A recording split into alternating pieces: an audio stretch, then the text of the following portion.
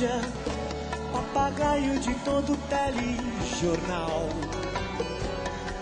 Eu acredito na imparcialidade da revista semanal.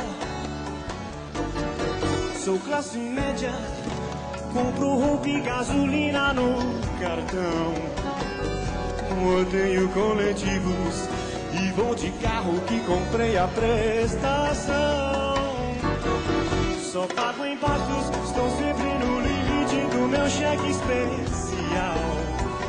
Eu viajo pouco, no máximo um pacote CVC trianual.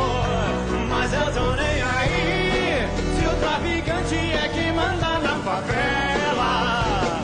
Eu não tô nem aqui, se morre gente ou tem gente em Itaquera. Eu quero é que se exploda a periferia toda. Mas fico indignado com o Estado quando sou incomodado pelo pedinte esfomeado que me estende a mão.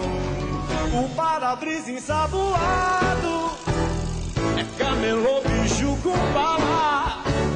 E as peripécias do artista, malabarista do farol.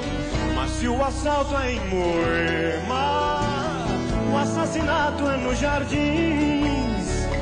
E a filha do executivo é estuprada até o fim. Aí a mídia manifesta, a sua opinião regressa. Implantar pena de morte ou reduzir a idade penal. E eu que sou bem informado, concordo e faço passeata, enquanto aumenta a audiência e a tiragem do jornal. Porque eu não tô nem aí, se o traficante é quem manda na favela. Eu não tô nem aqui, se morre gente ou tem gente em Itaquera. Eu quero é que se exploda a periferia toda. Toda tragédia só me importa quando bate em minha porta. Porque é mais fácil condenar quem já cumpre pena de vida.